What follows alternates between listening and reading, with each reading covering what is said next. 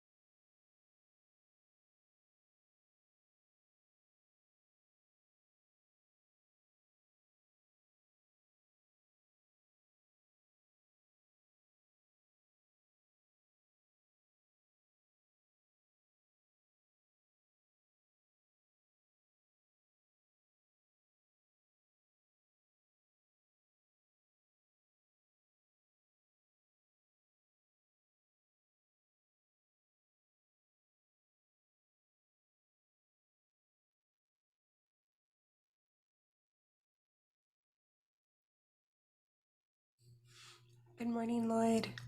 Good morning, Melissa. Thanks for starting this meeting. I believe you have made me the host already, so you're on top of it. That's a good deal. I know you're going to be on the executive committee meeting, and that's fine. We'll divide and conquer as best we can, right? Right.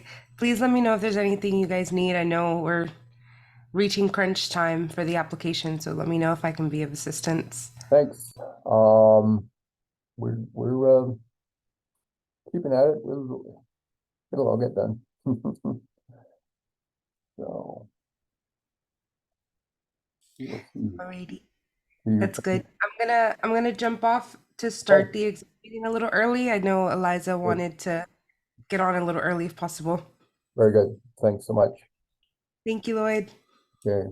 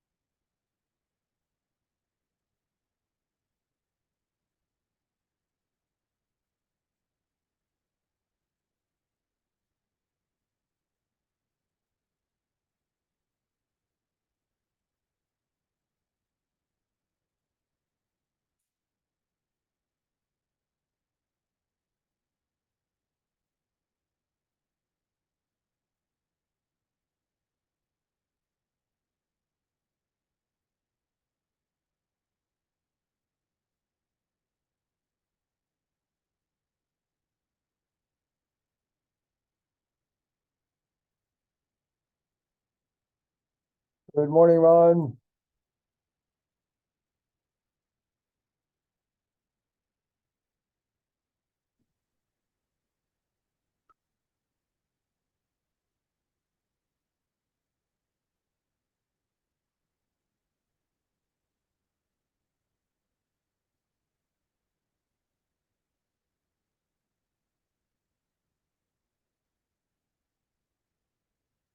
Good morning, Lloyd. Good morning, Nicole. Welcome. Uh,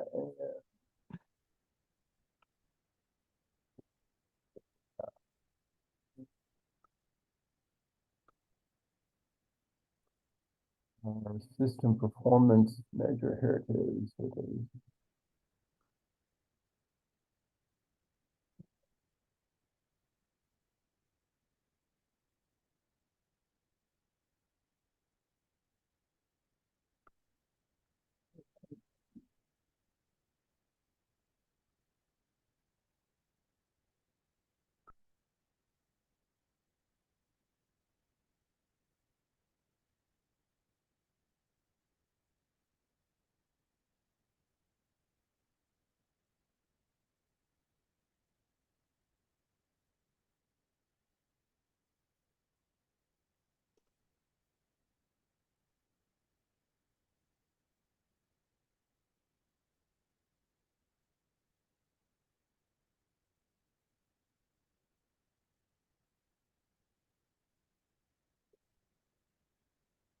How are you all this morning?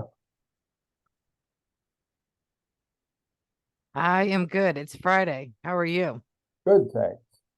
I thought you were coming in as Ron, but it's Nicole. No, it's me. Ron. I changed it. Right, right, very good. Well, I know we're a little early, but we might as well get started. We'll see. I'm not sure who else is going to join us. We'll do as much as we can. And um, so we indicate we're going to try to focus on 2C system performance, is a Mm-hmm. big section.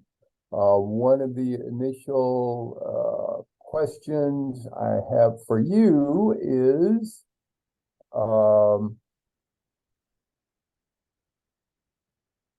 around the 2C-1A Was your CoC's number of first-time homeless affected by the number of persons seeking short-term shelter or housing assistance displaced due to having recently arrived in your CoC's geographic area? And Yes, we've had more people. okay, can we quantify that? I can say, I've been keeping my numbers. So I can say in the last month, we've had 5 families and 6 singles coming from up north in Baltimore. Okay, so I mean that's good for next year. Oh, Our for 2022. so let me bring you up to Yeah, I can look up that number. hang on a second here. Mm-hmm. Our system performance report. I don't know, you're probably not seeing that yet. Um,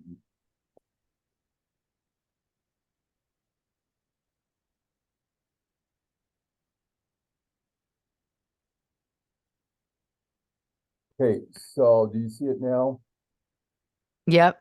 Okay. So this is for This is starting in this is for the federal fiscal year that ended September 30th, 2022. okay, so this was So the detailed instructions suggest that this is based on, again, metric 5.2. So the CoC's number of first-time homeless, which it would be the 728 of the 1,017. What number were first-time homeless because they had recently arrived in our CoC geographic area? okay, and this is for 2022. Right, so it would be for the fiscal year from October 1, 2021 through September 30th, 2022. So Okay, so what I'll do is I'll run the numbers and see how many came from out of town or how many were right, not in Durham that right, came. Yes, I will Yep. do that and I can Okay. give you that number. okay, that'll be great. That'll be a big help, and then we'll say yes to that. We'll explain it. Is it possible in looking at that to perhaps get any information about where they came from? Perhaps where they, what percentage or how many were from? What percentage is from like up north and Right. percentage from Well, south? Okay. probably I would say within the state of North Carolina, and what percentage maybe were from out of state probably would be sufficient. Okay. Okay. So Pacific in state and then out of state. Okay. Okay. Got it. Welcome, everyone. We're already beginning to do some work. Thanks so much for joining us. Let me see who's here. I have Nicole, Addie, the intern at Housing for New Hope, Shante, Joe, Tasha, welcome, and Nicole. I think that's it. Sally is joining. Welcome, Sally. Welcome, everybody. Thanks for joining us promptly this morning. Nicole and I have already done one thing which was helpful. Anthony, glad you're on the call as well. My understanding is that this meeting is being recorded. Yes, it is being recorded. Don't know if we're going to need to access the recording, but we'll at least have it. We're going to get started. Thanks for joining so promptly this morning. I have been able to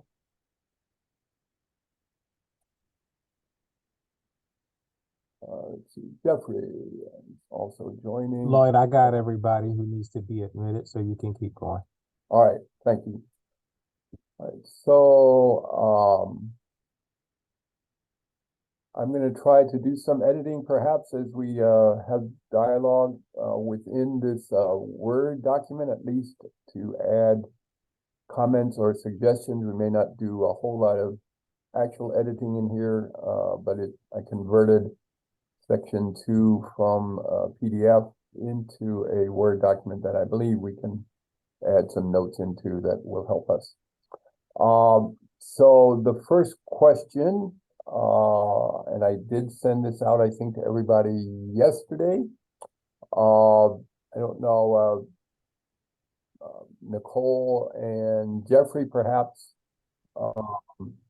in this section, we are to describe how the CoC determined the risk factors to identify persons experiencing homelessness for the first time. This is a key system performance measure, the number of people, and basically about 70% or more of the people entering the homeless system are experiencing homelessness for the first time, meaning they have not been in our system within the last 2 years. And then the strategies to address families at risk of becoming homeless, and providing the name of the organization.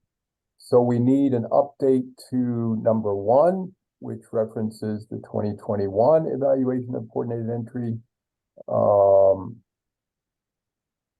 We do have our data for 2022, which I just looked at a moment ago with Nicole.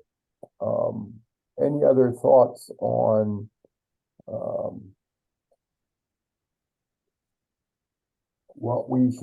how we determine the risk factors to identify persons experiencing homelessness for the first time? Feel free to jump in with comments and suggestions.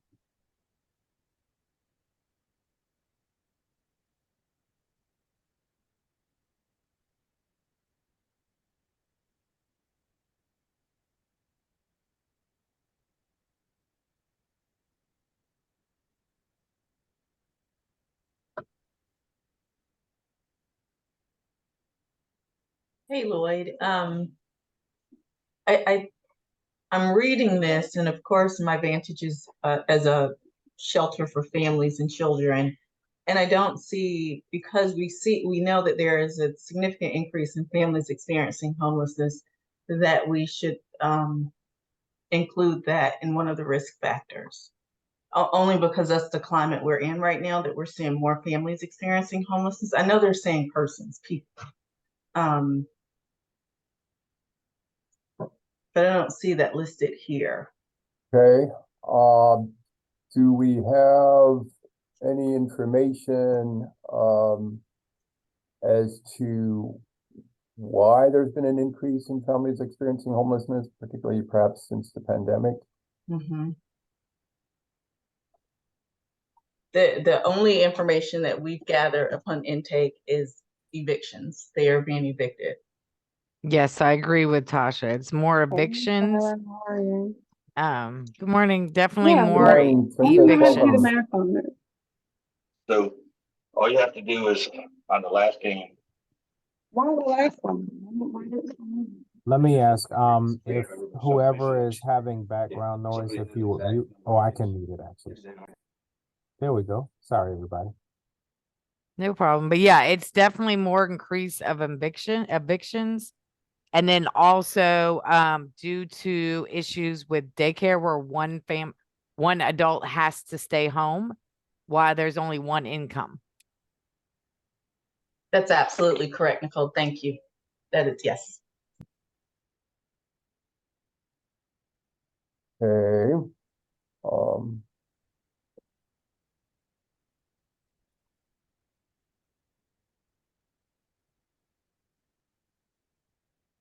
Now, should we mention something about like the affordable housing?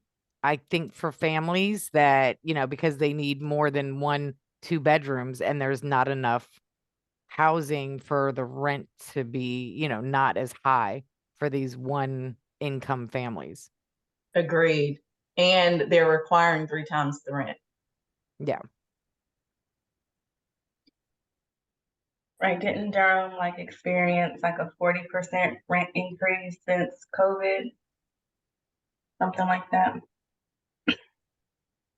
Okay, Just a question to the group. Is it fair to say that the affordable housing crisis is even worse for families in terms of their options compared to individuals? Do individuals are there more units available for individuals than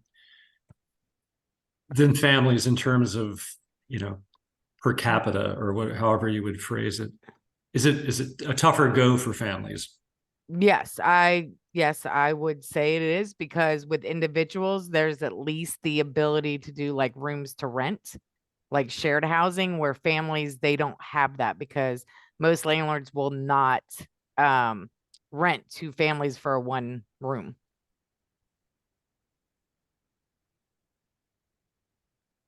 okay.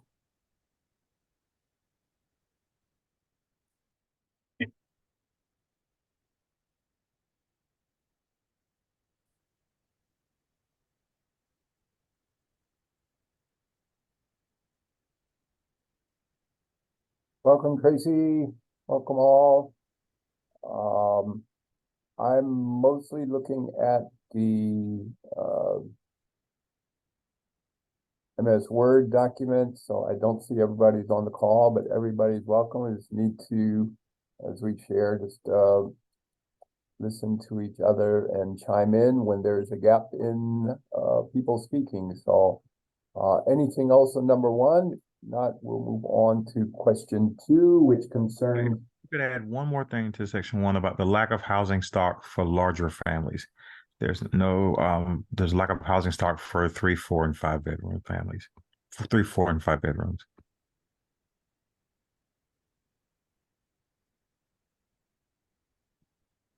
Okay. Thank you. It would be good to, Jeffrey, would you perhaps get us a quantity of the number of,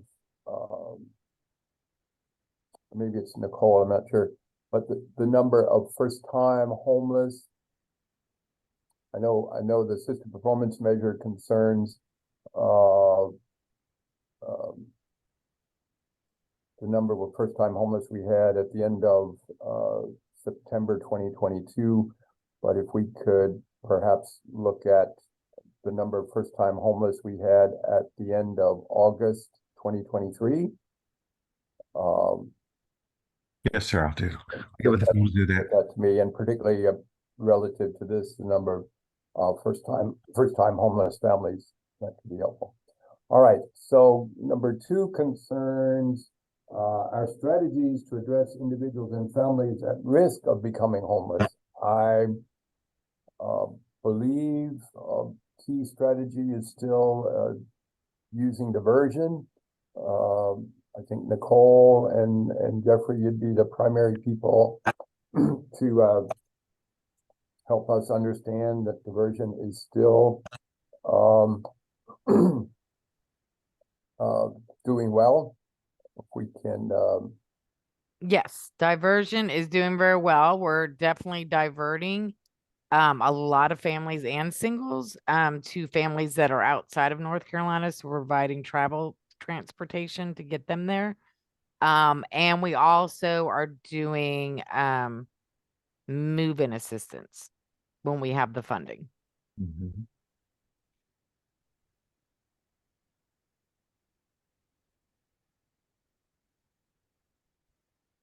So I think in the response last year, we said the overall homeless diversion rate for the CoC's coordinated entry system continued to be above national averages. Jeffrey, is there any way to confirm that that's still the case? Yes, sir.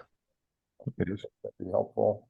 I'm gonna highlight that just to check. So Lloyd, and I apologize, everybody. I'm tracking along based on the way that we sent out the way that Lloyd sent out the email the other day. So I'm also taking notes, and I'm plugging them separately from Lloyd so we can go back and compare. So we are now talking about the strategies to address individuals and families at risk, right? Right. Perfect. Okay, got it.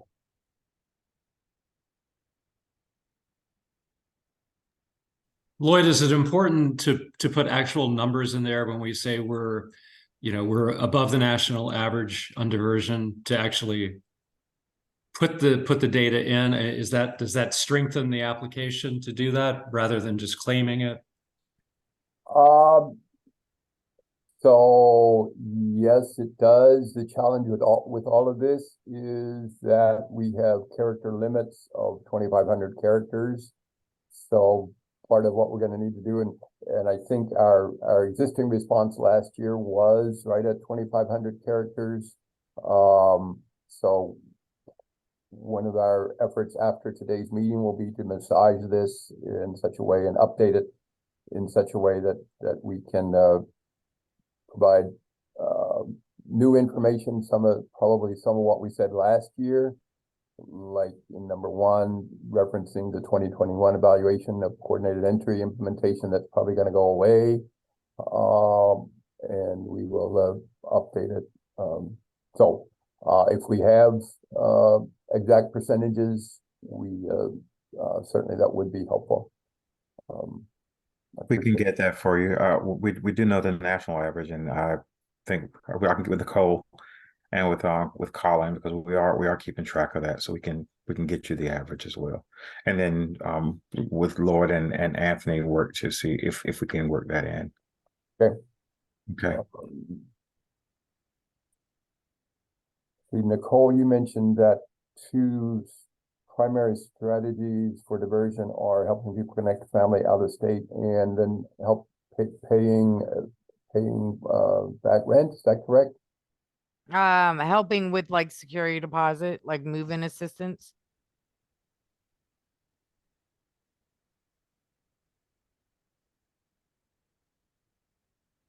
Okay. As far as we know, the diversion funds are still from the city of Durham. Is that correct? Yes. Yeah, because ESG stopped. Nicole, would that also include eviction prevention when we're looking at diversion? Yeah, eviction prevention.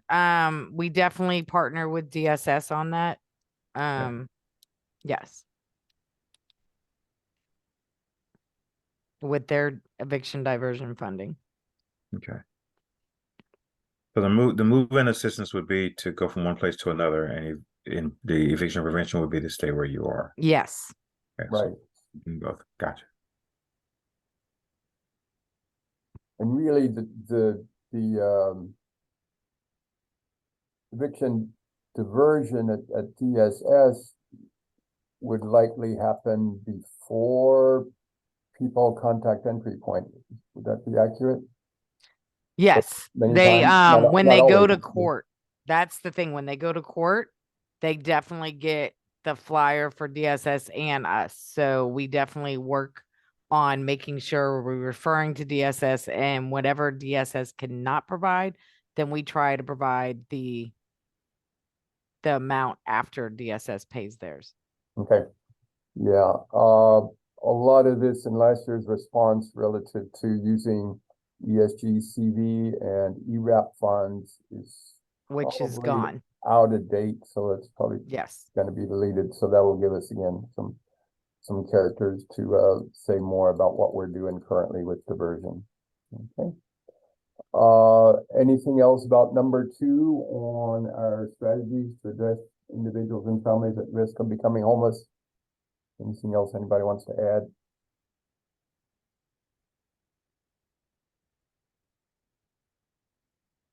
Okay, hearing none. Number 3 asks for the name of the organization or position title responsible for overseeing our CoC strategy.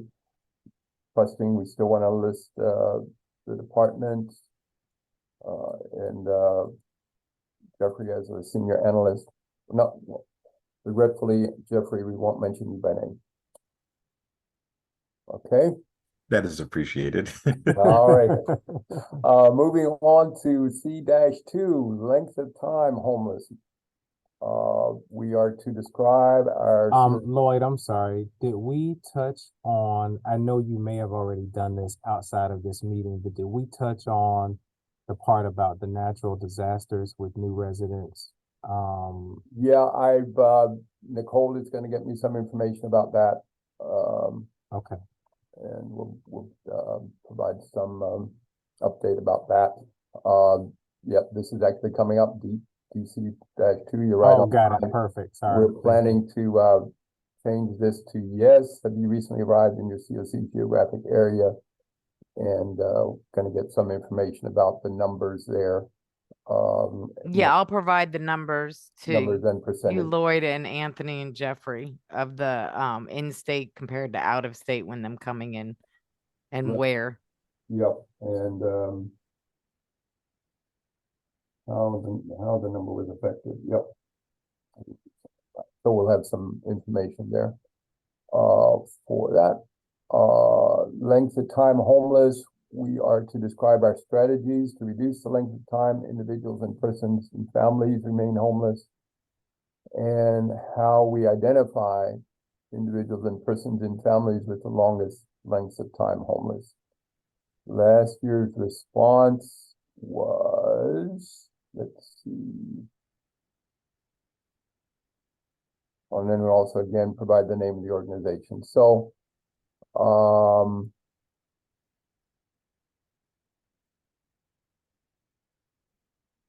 in terms of number one, our strategies to reduce the length of time individuals and persons remain homeless. Are any of the existing strategies A through G out of date? Should any of them You be definitely want to deleted? take C out because we don't have the ESG funds.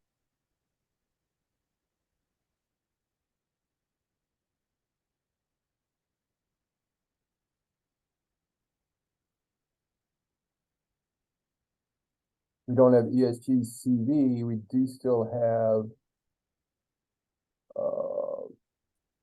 let's see.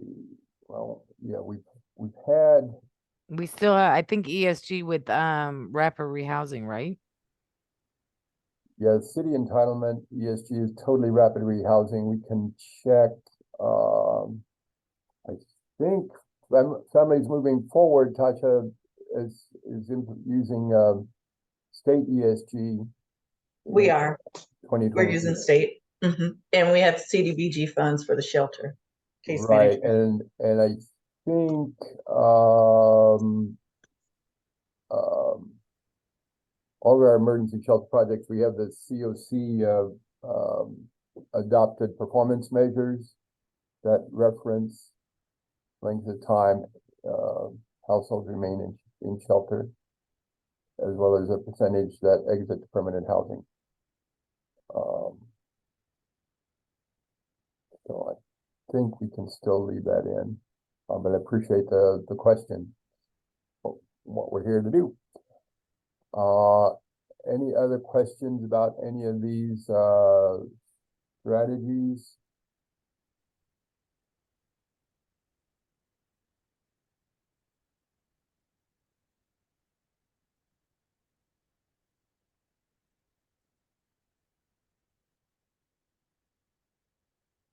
Are any of you doing anything outside of what you see here? We have our response to the city for this Families Moving Forward developed a strategic response with implementing a barrier system. So when families come in, we use the barrier assessment to assess if they're low barrier or high barrier. Low barrier, we're hoping to move within 3 months. High barrier, they can have more time because we're trying to offset those that have moved out within 3 months.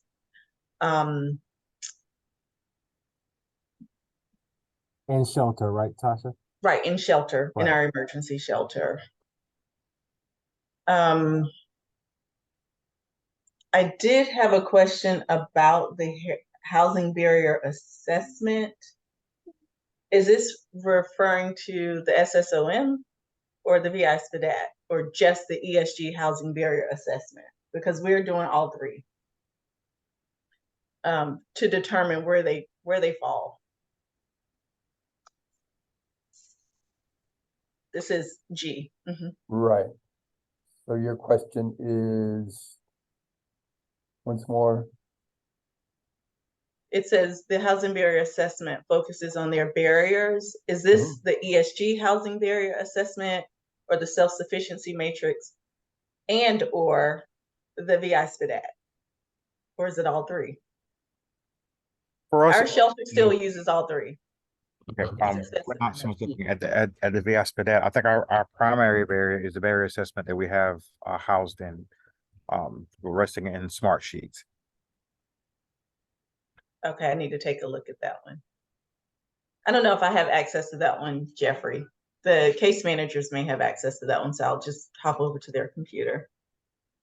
Okay, and if you want to be able to view it, I can give you access to reviewing. Okay. The other thing, and this is something Colin, when we sent our response, he made sure that we implemented a housing plan using the barrier assessments. So that is something we incorporate. I'm looking at it now. We have housing plans with each household.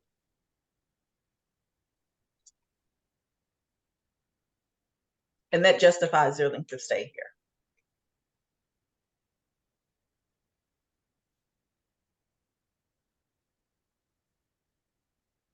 Great information. Thank you, Tasha. Mhm. I may follow up with you to to um to take a quick look at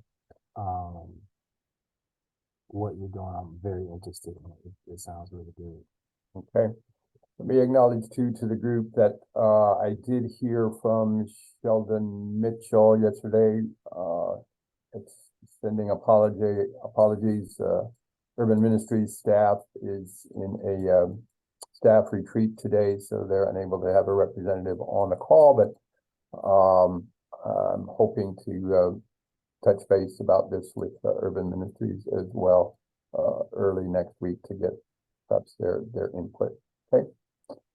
Any other? Sure. I'm sorry, I had to step away, but for like 1A in this section, I'm not sure if it would make a difference to be more specific. So I know that we call our case managers housing stability, not just housing focused. So maybe using that as opposed to just housing focused, but like housing stability.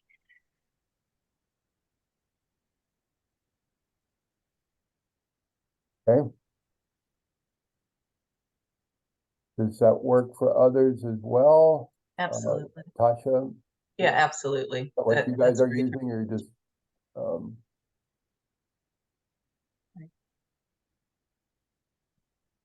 I will also note, and it may come up in a different section, I think the by name lists, the housing provider meetings have been critical in addressing length of time homeless because we are working together as a community to get people out of shelters and off the street. It is there. Okay, I just missed it. And that's something I would put in every report, that it's because of the meetings that we were able to move our families out.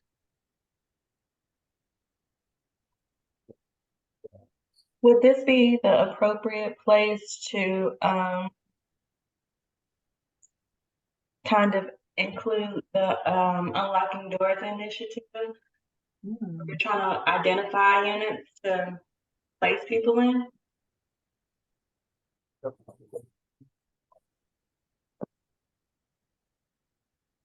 So really we're looking at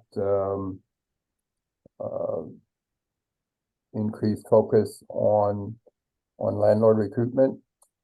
Mm-hmm.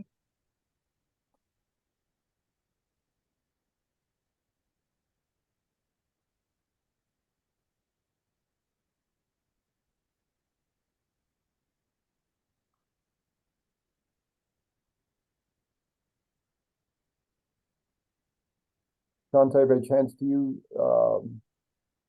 have any information on the specific goal for an increase in the percentage or number of landlords we hope to recruit in the first year? Not off the top of my head, but I can look at some of the information that we have and let you know. Get back to Okay. All right. Anything else for number one? I think this is really quite important. Strategy to reduce length of time homeless. I think our double check if I can pull our system performance measure up. Length of time homeless is metric 1.2.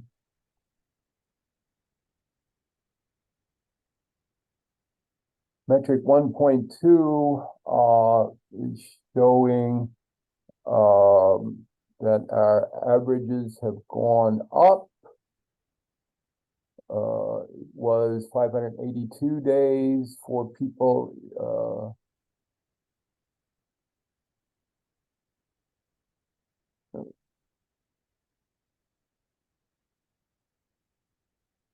in 2021, 620 in 2022. Median went up from 272 to 335. 1.1 persons, average length of time in entry, exit, and bed night data went up from 93 to 95 and did go down. Median went down from 62 to 46. So not sure how that's going to be measured, but that's what the system performance measures report says. Anything else for number one? Not, we'll move on to number two. Let's see, number two is describing strategies to reduce how your COC identifies and houses individuals and persons and families with the longest lengths of time homeless. Last year we said we've been using a smart sheet for the by name list. Do we want to continue to say that, or are we doing other things?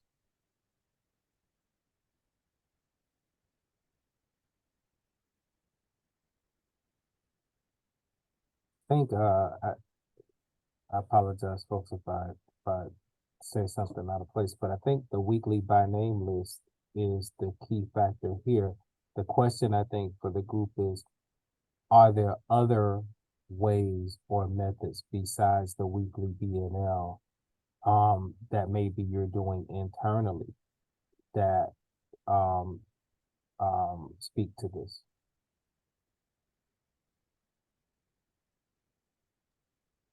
I know for our team, what we do is we started doing follow-ups with each client on the wait list every week to see if we can do a diversion, if we can, any housing updates and how we send them housing resources, try to help them find a place if they have income, talk to the landlords to see if we can, help with move-in assistance. So we're definitely trying while they're waiting for the shelter, at least we're trying to follow up and see with the housing situation if we can fix them from being unsheltered and not go in the shelter. Do you have a sense, Nicole, that that's being effective for some people, that you're able to do diversion? Yes, I definitely think it's effective. And also we're getting families to accept the clients back in or to help them. So it's definitely helping family support also. Okay, great. That's great to hear. For FMF, we've implemented our family and empowerment team, multidisciplinary team, where we start with those who have the longest lengths of stays in shelter, reviewing their housing plan and trying to figure out what strategies we can implement, employ, or we need to modify, and take that back to the household. Thank you, Tasha. Thank you for that. Anyone else? Not, we'll move on to number 3. Again, number 3 asks for the name of the organization and or position title responsible for overseeing our strategies, and that is the CoC lead agency. Okay. Thanks, good input, appreciate that. Moving right along, exits to permanent housing destinations and retention of permanent housing. These are the instructions describing our strategy to increase the rate that individuals and families exit to permanent housing destinations, our strategies to increase the rates that families already in permanent housing retain permanent housing or exit to other permanent housing, and again, providing the name of the organization that provides oversight. This is, let me switch to our, this is metrics 7B, and just to briefly update you on the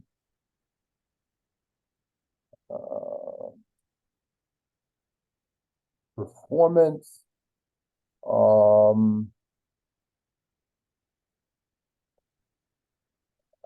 Our rates of exits permanent housing are the same for 2022 as 2021, roughly 40%. We had 347 of 876 people in 2022 exit to permanent housing, and the change in the exits or retention of permanent housing is at 99%, which actually increased from 95%.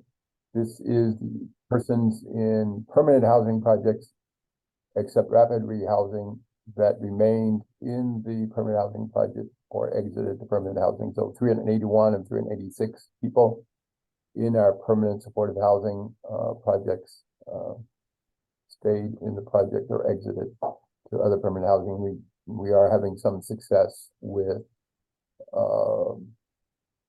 move on strategies as well. So some good things are happening on that front. So first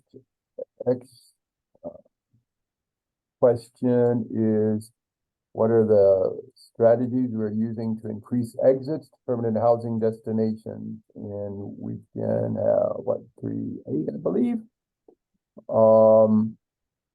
Question for the group, are any of these out of date, or let's see, I think we can perhaps change housing focus to housing stability, case management, continue to be promoted.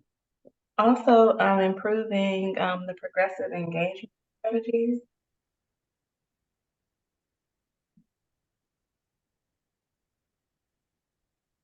I don't know if that's it.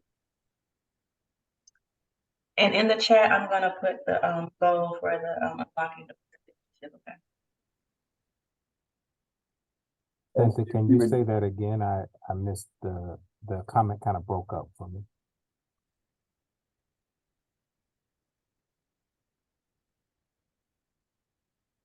Hold on one second.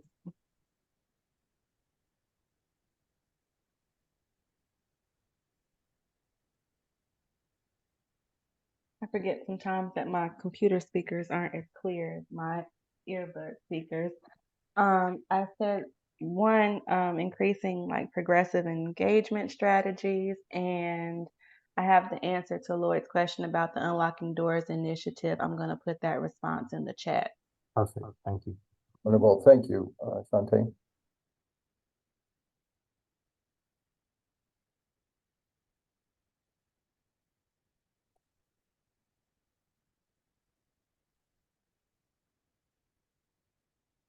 All right. Any other comments anyone has about question 1? Any other strategies to consider adding, revising, deleting? And is your organization doing anything differently in these areas?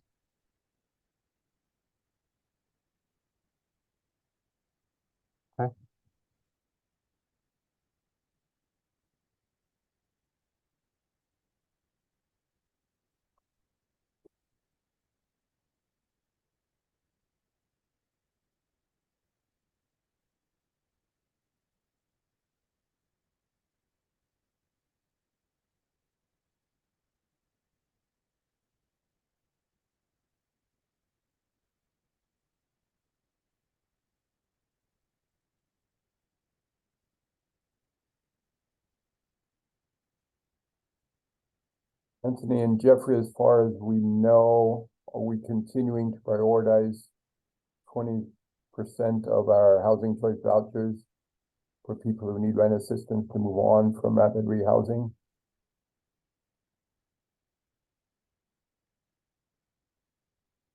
Jeffrey, can you take that?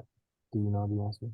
From our conversations with Tony, that continues to be the case. Although right now, I would not feel comfortable saying it until we can verify that they're actually doing that. Okay. I would Okay. also add that we kind of changed the you all kind of changed the prioritization from those that are chronically homeless. And maybe that's what this is saying. For the vouchers, instead of those that are like unsheltered, chronically homeless, need that long-term support. Instead of those being the top priority for vouchers, we've kind of flipped it to those who needed minimal support but more rental assistance. Correct.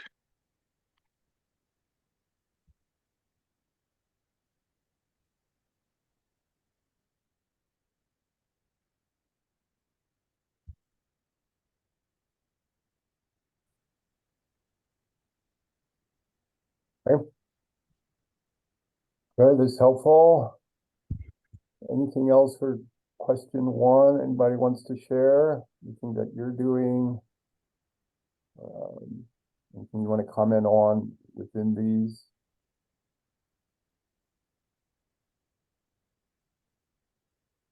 It's still true that our shelters are providing case management and crisis intervention support after households are placed into permanent housing with housing choice vouchers. Yes. Very good. Mhm. Glad to hear it. I don't see, and honestly, this is my first look at all of this, so I apologize, but I don't see Alliance program on here, and I'm blanking on the name, and I don't know why. Dash, thank you. Name. And the support for chronically homeless families. I could be overlooking it, but I do think mentioning that in here is important, mainly because we are starting to see a higher number. Nicole, you can speak to this better than I can, I'm sure. But I think this year our number went up for those who are chronically homeless, which is surprising because I don't think historically we have served a lot of chronically homeless families. Yes, that definitely has increased. And also the disabilities with families has increased.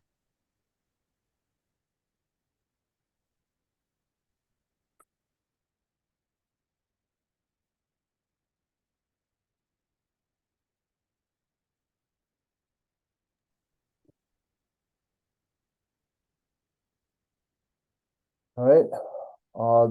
Tracy, I think you're on the call from Alliance. Do you want to say anything about Dash? I'm sorry, In reference to over here. Can you hear me? yes, I hear you. Tracy. Okay. And I just had to take a call in between. No worries. And you're on this section. I see that you have it highlighted regarding We're looking at increasing the rate that households exit shelter, supportive housing, transitional housing, and RH to permanent housing. And the question was around Dash and its support for chronically homeless families. yes, and we have quite a few of our participants are single head of household families with children who are dealing with not only a mental and behavioral health concern, but also just a lack of income. And so we're working with those individuals a lot of times when they're newly a part of the program to be connected to their benefits if they qualify. And so we do have individuals in our program that fall under this category who were formerly chronically homeless families. Okay. Good, that's helpful. Thank you, Tracy. Jeffrey, I'm gonna invite you and Nicole perhaps to look at G and whether we're still implementing that in any significant way, that we need to continue to include that as a strategy. If it's still true, we can certainly keep it in. All right, moving on to number 2.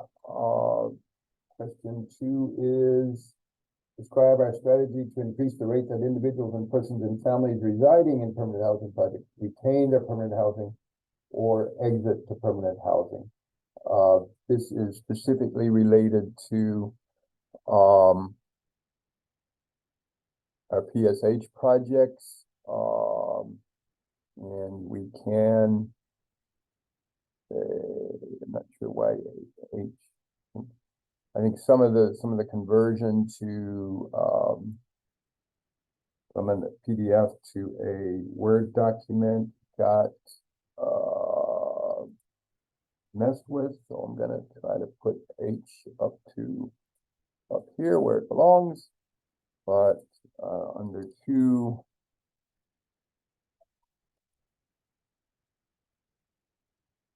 We've got a 99% rate of PSH housing stability. So that will be updated.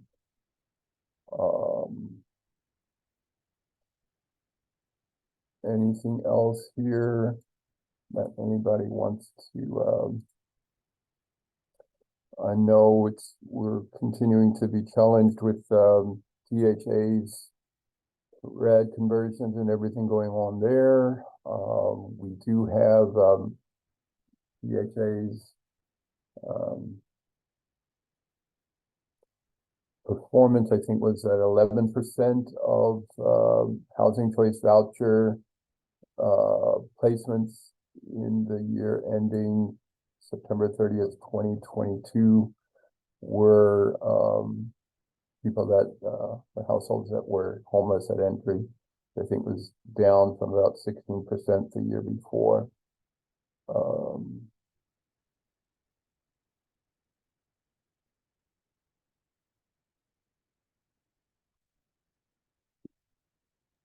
This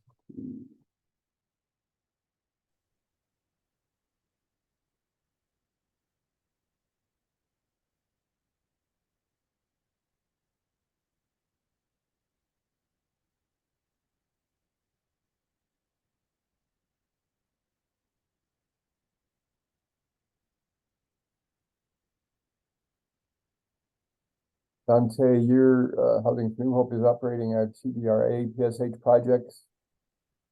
Would you say it's still true that those streets to home strengthens rapport with landlords with consistent communications and on-site visits with tenants? Yes. And tenant rights, okay. Anything else for number 2?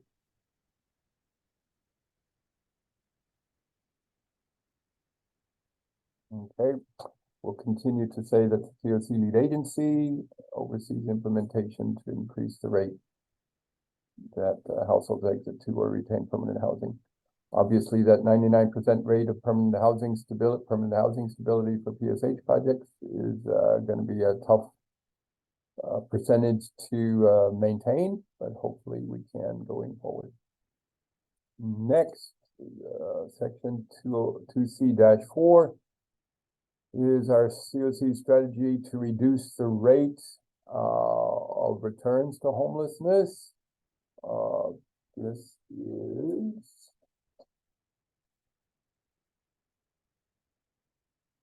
metric 2A, and let me briefly review our performance.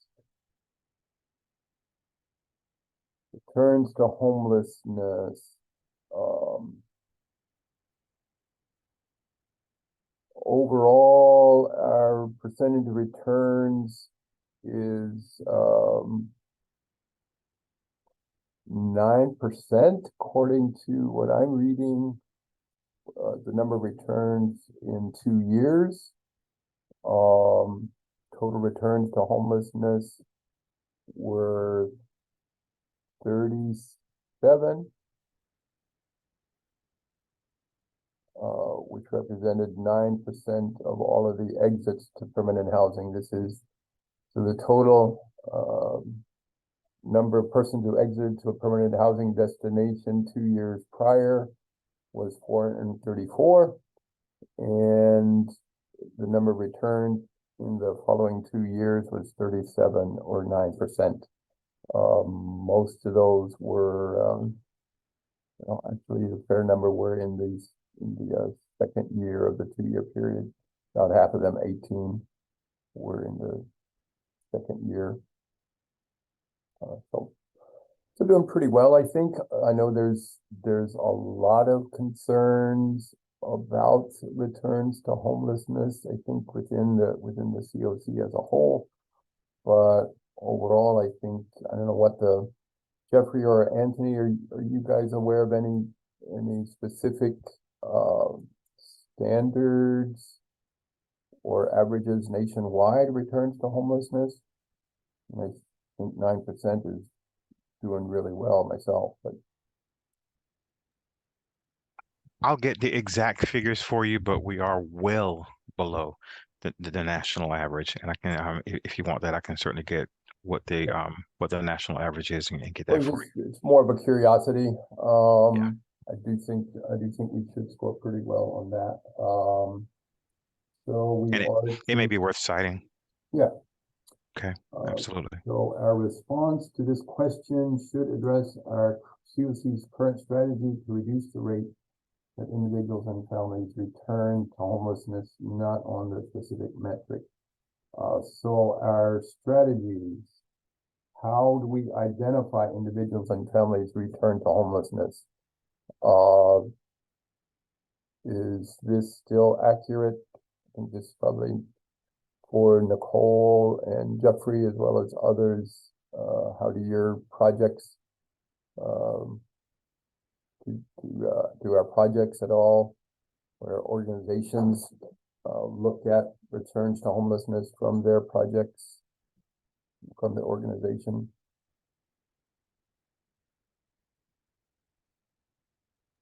When they call back in and when we reassess them to figure out why they are returning to homelessness, we try to get the information to detailed. And then what we usually try to do is we try to do case management to figure out what was the cause of losing the house or losing, employment, and then just trying to find strategies of how to make that better for next time when they're housed.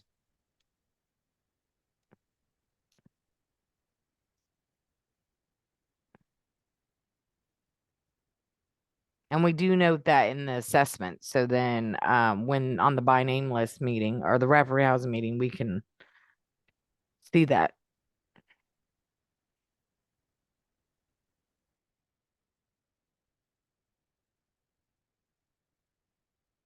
So Nicole, I think you touched on both this question and the next question, which is great because I'm taking notes feverishly. So in this one, some of the ways that we identify individuals and families is by HMIS, by smart sheets, by interviews, by assessments. Are there any other ways besides those 4 key words that we identify folks who are returning? Just an adjustment there. On the fourth leading into the 5th line, where it indicates a smart sheet, we're not entering directly into the smart sheet. We're entering directly into the by name list where we're phasing out the smart sheet. So it maybe we really should mention the smart sheet portion there. But Jeffrey, you are gonna continue smart sheet for DV related. For referrals, yes. For DV related referrals, which could also be people returning, right? Yes, it could. So Lloyd, I don't know if we want That'll to be the phase alternative. out. I don't want to know if we would phase out smart sheet completely. But we would, phase out its general use and get more specific use. We can talk about that internally. Sure, Okay. that sounds great.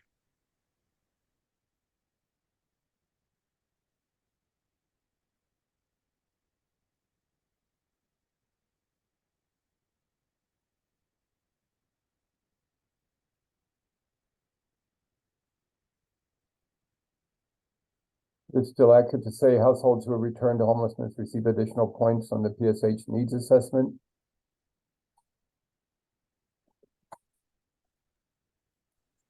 Yes. I might put that, Lloyd, in the next part of the answer, which is reducing the returns. Oh, never mind. Never mind.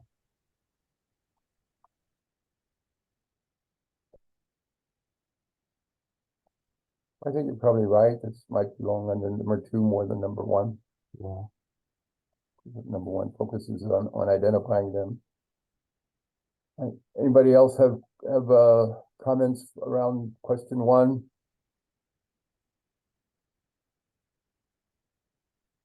Okay, I think we're approaching 11. Let's see. One more. Okay, we're doing pretty well. Appreciate that. Number 2, our strategies to reduce returns to homelessness. We're doing well. So I think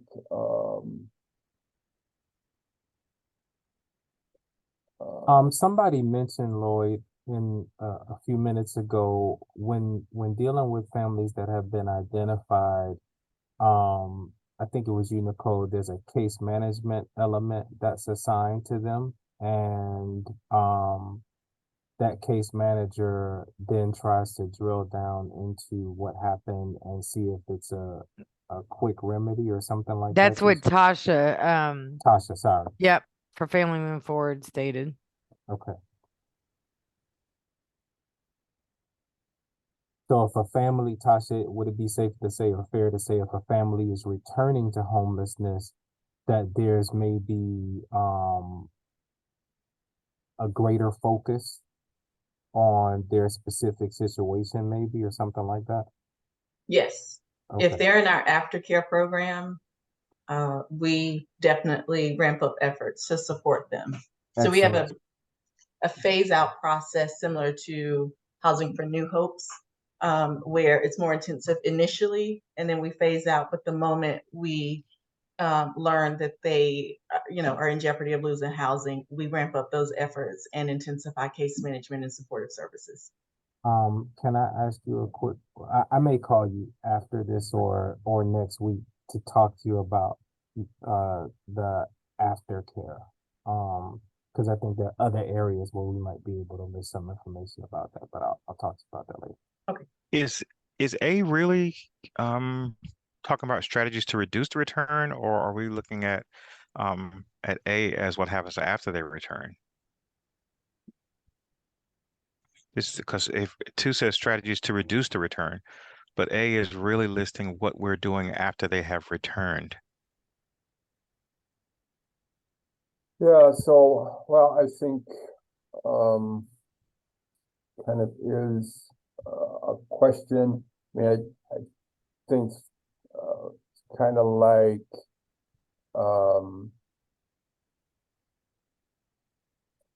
A is probably to reduce returns again if they if they come through one time and they return in the second go round, we are focusing on providing the additional support needed. Kind of what I was hearing Tasha describe, that if the family comes into the shelter for the second time, the first, as it were, the medical image, the first prescription doesn't succeed, we ramp up the prescription and provide additional, stronger medication, as it were. So should we kind of indicate that that through those conversations or through those meetings that we're developing strategies to reduce that return, to reduce future returns? Because it's kind of A is saying while the horse is in the barn, and 2 is saying while the horse is in the barn. A is describing what happens after the horse has left the barn. Yeah, Jeffrey, the first part of it though is around the strategy to identify peoples who are returning.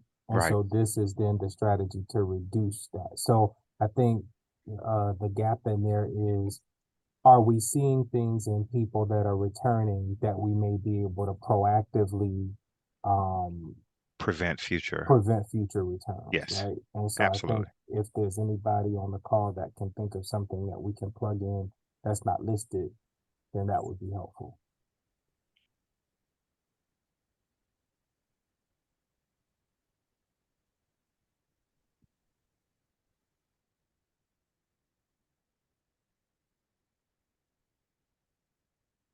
So Lloyd, we may just add a sentence or something that talks about, you know, with all of those strategies that we have to identify people, that we proactively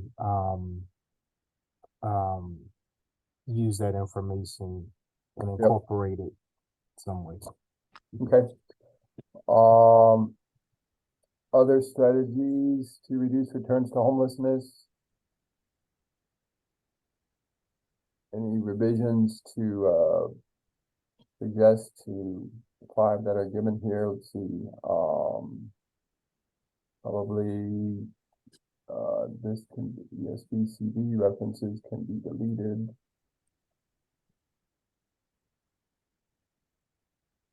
Lloyd, I know at one point, I don't know if this is here, but at one point, you know, there was lots of discussions around working or connecting individuals to SOAR workers or for benefits, or seeing whether or not that was something that could be coordinated.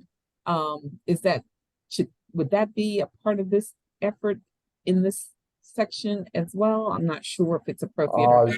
I appreciate you bringing up SOAR. I think it's a important strategy.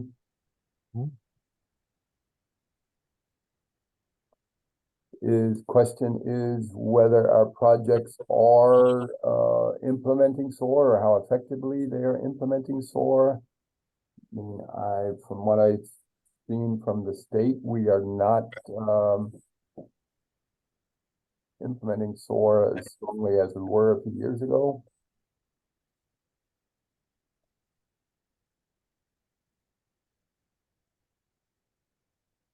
Of the people on the call or the organizations on the call? Yeah, Lloyd, I would say to Tracy's point that is something that we are doing. We do not have a SOAR trained employee with FMF, but we try to connect with those in the community, because we have found benefit in having families with disabilities to ensure that they're properly documented. So if they're eligible for SSI, SSDI, they can get those funds, and then we can make an appropriate permanent supportive housing referral Tasha, if necessary. I'm sorry, without having a SOAR, you said you would collaborate with someone else that does have SOAR? In the community, yes. Perfect, got it. That is SOAR trained. Yeah, and that's what we are doing too. Our care management team assists us in trying to coordinate or identify how we can connect individuals and families who may be eligible, because we know that within the CoC, you know, in order to be eligible for the program, oftentimes there's a disability that's documented. However, connecting them to those benefits is a longer process. You can take up to a year sometimes for an individual family to be deemed eligible for those. But we do try to make coordinations with our internal care management staff to assist those individuals with that process. But it is a lengthy process. It's not an overnight process, but it definitely is a strategy. So our street outreach team does have a SOAR worker on it. We've had a lot of turnover with our SOAR worker position. So we've had, because it's written into our UCA contract that we'll have a SOAR worker. So we're currently waiting on one of the team members to get their SOAR certification. They've submitted all of their documents. And hopefully if that goes well, they will be SOAR certified, but we do have a SOAR worker on our team. Okay, appreciate that, Shante. Tasha, I'm curious if you have a list of the people who are certified SOAR workers who are active in Durham currently. I can get that from the case managers, Michaela and Serena, probably even Tanya. If you would send that to us, please, that would be helpful for us at the lead agency to have. Lloyd, let me jump in. We're getting some chat from Princess. Princess, are you able to come off mute and share? Or if not, what she's saying is that people can be referred to AMP CDC. Oh, there you are. I think you're off mute now. I am. I was waiting for you to Perfect. finish. Sorry. Yes, our referrals are pretty low right now. So if anyone has someone that they need to send over for disability SSI, I'm finishing up one case now that's out of Wake County, which should be done here in the next week or so. So we do have availability for more people. I don't know how to kind of get connected to the resources. So I put our referral email in the chat. All you have to do is just send an email with basic information, who I need to call, and we'll get me and my team of 3 people will get started and try to help these folks out. Great. Appreciate that, Princess. Thanks for mentioning that, and appreciate your work in implementing SOAR. All right. Anything else under number 2? I guess question for number 3 is the name of the organization or title that's responsible for overseeing our CoC strategies to reduce the rate of returns to homelessness. Should we change this to the CoC lead agency or leave it as the performance management committee? How do you do the committee?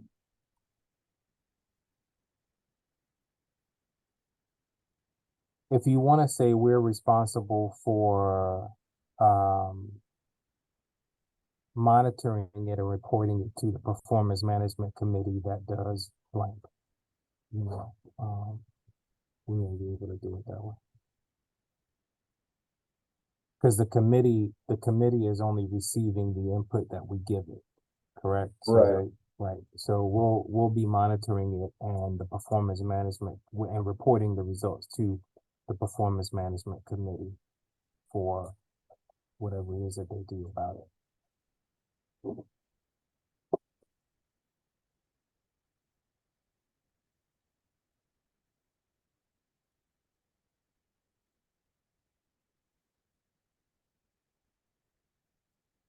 By the way, Princess did put her email in the chat if anybody is interested in forwarding clients or having your case managers, you know, to interact with them. Her email is referrals.apcdc@gmail.com. Thank you. All right, moving right along. I think we're doing well in terms of our time.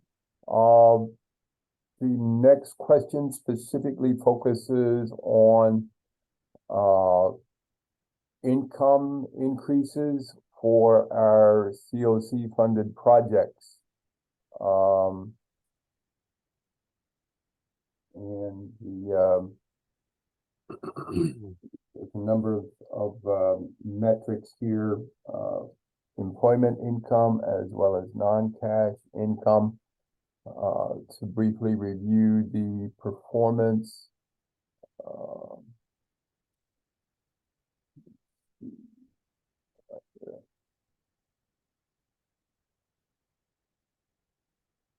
all right, CoC funded projects in 2022, it was 8%, 10 of 121 people. Both system stayers had increased earned income.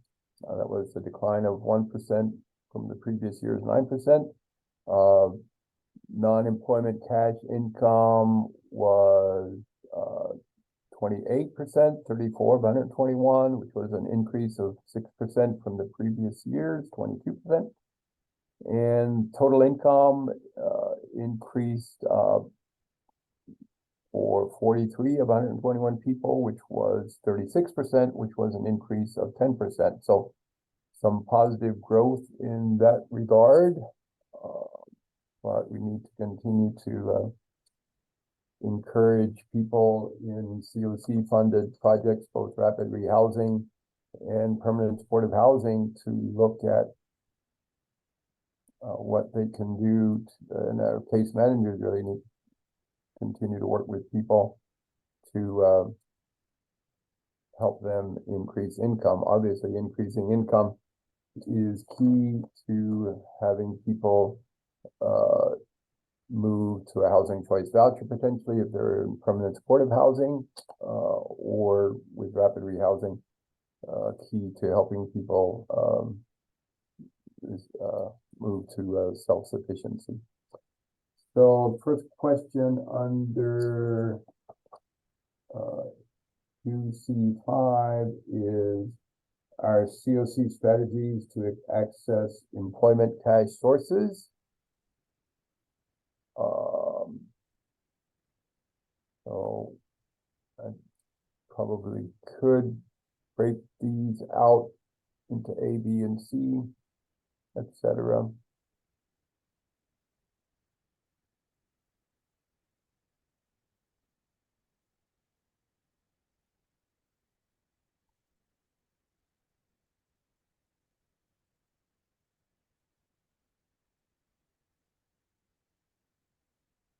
So as you all think about, we have basic things like readiness to work and job training and things like that. Are your agencies doing anything unique, innovative, or anything like that to connect clients to employment cash? Or are you having any particular revelations about your audience with regard to employment cash?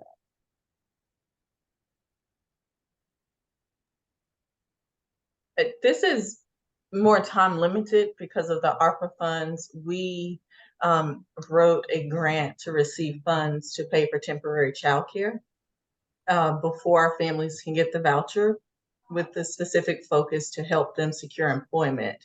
And so this is open to all of the homeless service providers in the community. Nicole, I still need to meet with you and your team. But it Tasha, is. she dropped off to go to Oh, another okay. meeting, so you can Okay. reach out to her directly. Okay, thank you.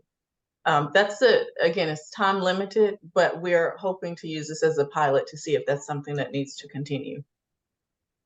Okay, when did that start, Tasha?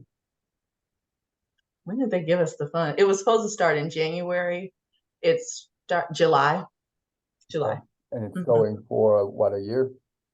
Until December 2024. Okay. So, Tasha, let me repeat. You said there's a pilot program to provide temporary childcare Yes. to make available employment opportunities to help people not have to choose between childcare and work, basically. That's right. That's right.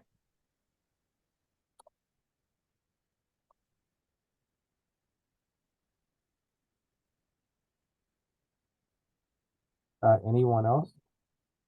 And a clarifying question on that, Tasha, is that funding is available to people in a PSH as well as rapid rehousing projects? Yes, any family with children Sure. presenting as homeless in Durham. Yes. Sure. Okay, great. That's very important. Thanks for that. That's an important resource for these 18 months. And Tasha, we know your program also has the job readiness supports, right? You have a team there helping connect clients to employment, right? Yes, that position is not filled at the moment, so we're relying on the other staff members. Okay. Let me ask this. I promise it's not a trick question. I just used to do this in my role in Miami. Do you all here, anybody, have employers that you work with that dedicate spots for people that might be living in your shelters who meet the criteria of the jobs that they hire for? We did. Pre-pandemic, we had a very strong workforce program, and then that position phased out. We're again bringing it back. Okay. At that time, yes, we absolutely did. We did have employers that worked specifically with our shelter. Okay. And when they had vacancies, they sought out our families.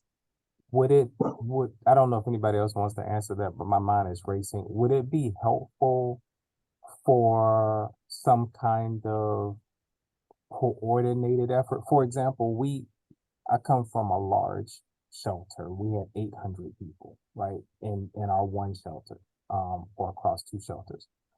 And we had dedicated employers, but because we had such a large population of people, we held tightly to those relationships with employers, right? I don't know this about Durham yet, but would it make sense for a collaborative effort? Since a lot of people have disabilities and really can't go back to work or have other barriers, you may only have a few people, Tasha and Shantae, you may only have a few people, that if we had a collaborative effort where we looked at sharing information between organizations when there's employment opportunities available. Obviously, you want your people to get them, but I'm saying if people in your shelter can't meet the criteria, then maybe we share the opportunity across to see if there are others. Is that a strategy that we think we could think about? Yeah. Yeah. Yeah. Does I that think already bringing happen or no? Step Up is the only, Mhm. UMD has a really strong workforce Okay. program. And I would say Step Up is the other organization that we kind of lean on a lot for support in this area. I also think having a better relationship with vocational rehabilitation would be Yes. helpful. Shantae, you are absolutely correct. Yep. All right. Good. I'm gonna move us on to number 2. Anybody have any additions? This is to focus on our how our CoC works with mainstream employment organizations to help families and individuals increase employment cash income. So mainstream employment would be Workforce Innovations and Opportunities Act, mentioning job fairs. Hopefully people are still taking advantage of those and encouraging people to consider those. NC Works.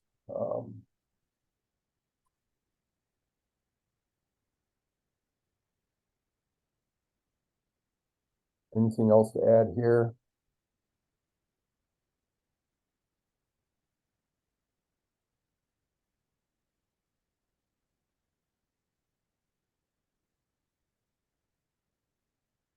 Okay. Number 3 is still involved with us here at Community Development. So one of the things I've been doing regularly since I've been in this position is distributing information about the various NC Works job fairs. And, hopefully that continues to be helpful to people. Non-cash income, strategies to increase access. That's a briefer question. So we have a note that we're to this around SOAR implementation. Tasha, your list of who's doing SOAR currently will be helpful here. So we'll need to rework this. Are there any other, let's see. Our strategy to increase to access non-employment cash income. I think we probably can also reference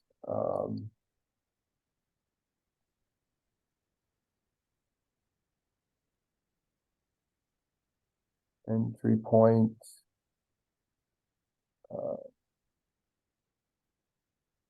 accessing mainstream benefit sources. Oh, we've already got that. Yep. So that's in number 2. So we'll combine number 2 and 1.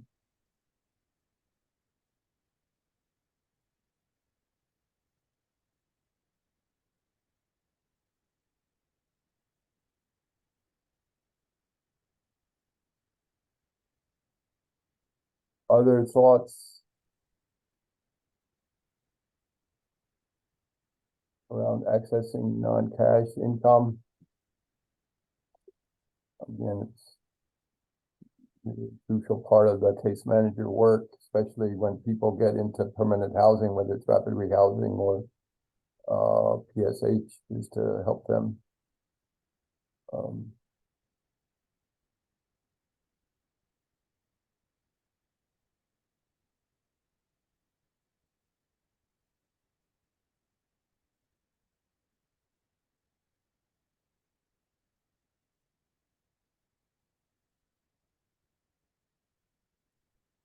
Jeffrey, would you check whether we have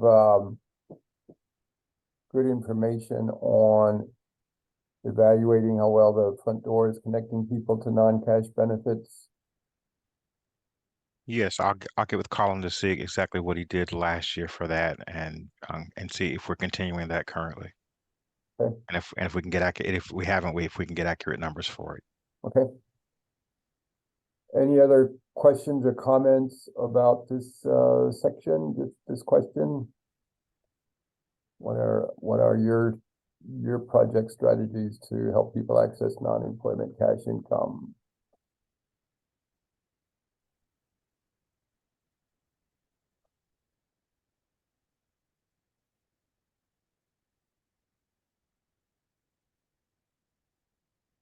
A lot of times we think about this in terms of SSI and disability. But are you all working with folks like, for example, maybe child support, or other similar methods to connect people? We do through case management support. Okay, so through case management, you child support is an option if they're eligible for it. Yeah. Are there any other options besides child support and disability that you all Work first as well. work first? Okay.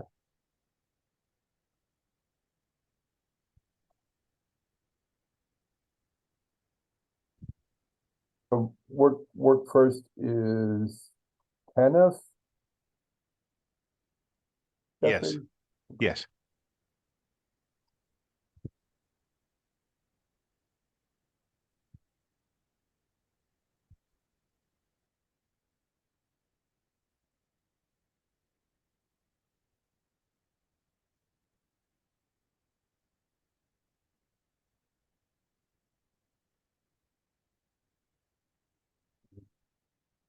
All right, let's see then.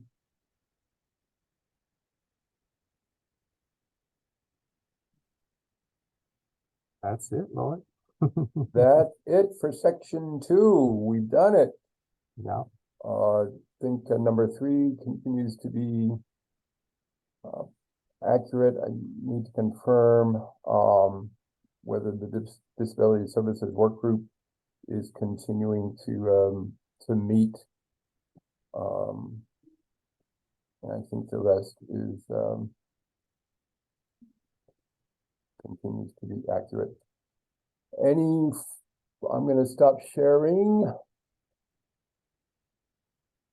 Thank you all for participating and attending today. I know some of you didn't have many comments, but we're grateful for everybody who came. There's information in the chat. Do well as a new course or worker. We can check on that. So we'll follow up on that. So next steps, right? We have one more collaborative application preparation session scheduled for 2 weeks from today, September 22nd. We hope to have a pretty close to final collaborative application draft to get out to this group and the entire CoC several days before the September 22nd meeting. And obviously it's going to be a longer document. Not only does it contain section 2, but sections 1, 2, 3, and 4, as well as a host of attachments. The various attachments support the information, the narrative questions. So it's going to be probably 100 to 150 pages, but some collaborative application narrative sections would be the main sections to pay attention to. And once we get that finalized with this group, we will get it out to the post it publicly on the Continuum of Care website, probably through the Community Development Department, City of Durham website, and get it approved by the Homeless Services Advisory Committee. We are in the process of getting the HSAC to approve the project applications that are being recommended for funding in this year's competition, and working with those organizations, many represented on this call today, who are submitting project applications for the for this year's competition. But feel good. I think appreciate everybody's input this morning. I feel good about the support from the community as well as within the department on the homelessness team to get a solid collaborative application drafted this year. And with luck, we will be able to get not only a new permanent supportive housing project funded, but potentially another domestic violence bonus project funded, which would be an expansion of Family Moving Forward's permanent rapid rehousing project that was funded in last year's competition. We're applying for an expansion of that, and we're grateful for that. And we'll see if we can get that as well. Any final comments, Anthony, Jeffrey, anybody else on the call want to make today? Yes, I just want to, first of all, thank you for welcoming me into this experience, and indulging all my questions, and to ask you all just a really special favor, as we finish writing these narratives over the next week and a half, there may be a time when we need to call you for additional information based on something you said or we captured in the notes. So please try to be available or to respond pretty quickly when it's related to this process over the next week and a half. And we just want to make sure that we're able to finish the narrative in enough time to give you guys a chance to review it and that it's accurate and complete. And so we may want to call you individually for additional comments, but that's it. Just to thank you and to you know, ask you to help us out by taking a call if we need to reach you about something. All right, very good. Thank you, Anthony. Thanks everybody for participating today. We appreciate all the work you're doing, especially your assistance with collaborative application. Enjoy the rest of your day. Have a great weekend. Thanks, everyone. Have a great weekend. Thank you. Bye-bye. Hi, everybody. Thanks. Bye-bye.